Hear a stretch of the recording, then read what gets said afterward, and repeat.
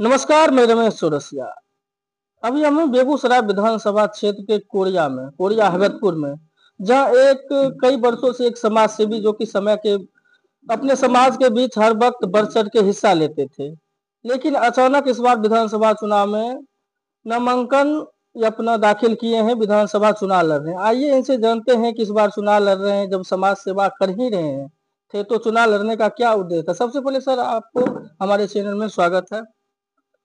बहुत बहुत शुक्रिया, आपने वक्त निकाल करके हमारे लिए आया। आपको और आपके पूरे चैनल को, परिवार को धन्यवाद। तो चुनाव लड़ रहे हैं इतनी कम उम्र में, और इतना विधानसभा चुनाव लड़ रहे हैं। जी, विधानसभा के चुनाव लड़ रहे हैं। कम उम्र, हर चीज का एज होता है। संविधान ने एज लिमिट किया है, जो 25 ईयर्स इसका हो सकता है वो असेंबली में जाने के योग्य हो गए हैं। तो उसको देखते हुए मैंने ये सोचा कि मैं मतलब अब उस लायक हो गया हूँ जो अपनी आवाज को, अपने ग्रामीणों की आवाज को या अपनी असेंबली में ले जाकर के बात रख सकता हूँ। तो विधानसभा चुनाव से पहले भी कोई चुनाव लड़े थे? नहीं, मैं कोई चुनाव नहीं लड़ा उससे तो पहले। क्या उद्देश्य है चुनाव लड़ने का? आपका उद्देश्य क्या है? उद्देश्य यही है हमारा कि आज हम एक स्टूडेंट हैं। स्टूडेंट सारे परेशान हैं। आप लोग देख ही रहे होंगे, प्रश्न लीक का मामला चल रहा है। इससे लाखों युवाओं का दिल टूट चुका है।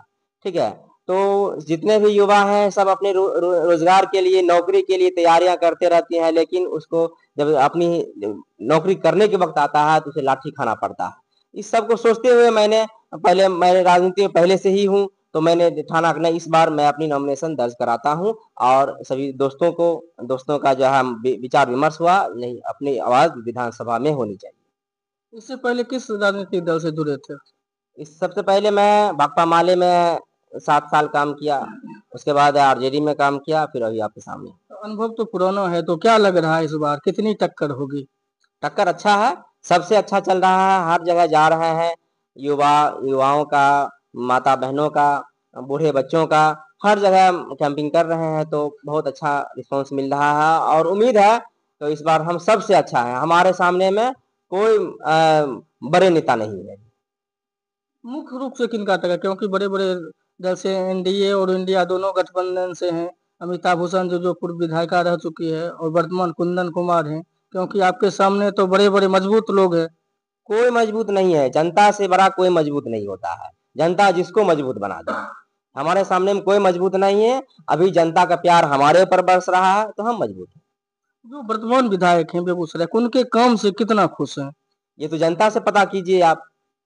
ये मुझसे क्या बात कर रहे हैं? जनता देख लीजिए, क्षेत्र को देख लीजिए, ग्रामीण को जाकर देख लीजिए, गांव की स्थिति क्या बनी हुई है। शहर में बड़े बड़े बोर्ड लगा देने से, बड़े बड़े काम चमका देने से, कुछ खास लोगों के साथ फोटो खिंचा लेने से ये काम नहीं हो जाता है। ठीक है, आप ग्रामीण में जा घूमिए, आप पत्रकार महोदय देख सकते हैं कि जनता की क्या स्थिति बनी हुई है। क्या उनसे जा पूछिए कि वर्तमान विधायक क्या किए हैं।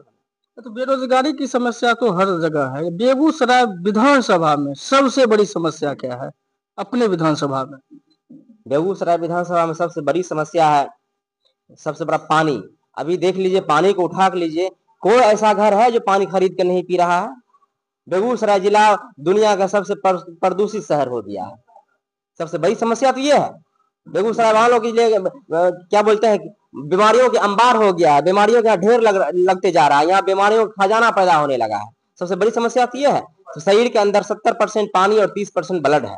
तो 70% पर हमारी सरकार क्या कर रही है? जल नल का योजना हर जगह चल रहा है, ठीक है, लेकिन सक्सेस कितना हो रहा है? इतना रुपया खर्च करने के बावजूद भी, सरकार सिस्टम इतना रुपया खर्च कर रहा है, उसके बावजूद भी हमारे घर के जितने भी सदस्य हैं, हमारे पूरे बेगूसराय विधानसभा के जितने भी जनता जनार्दन है, क्या उसको खरीद के पानी नहीं पीना पड़ रहा है? सबसे बड़ी समस्या है ये। अगर पानी सही हो जाता है तो इसका शरीर से ठीक हो जाता है। तो सर, मुस्लिम का वोट तो हर वक्त आरजेडी की तरफ रुझान रहती है। ओवैसी साहब भी विधानसभा चुनाव बिहार में लड़ रहे हैं, तो ओवैसी साहब की विचारधारा से कितना आप लोग संतुष्ट हैं?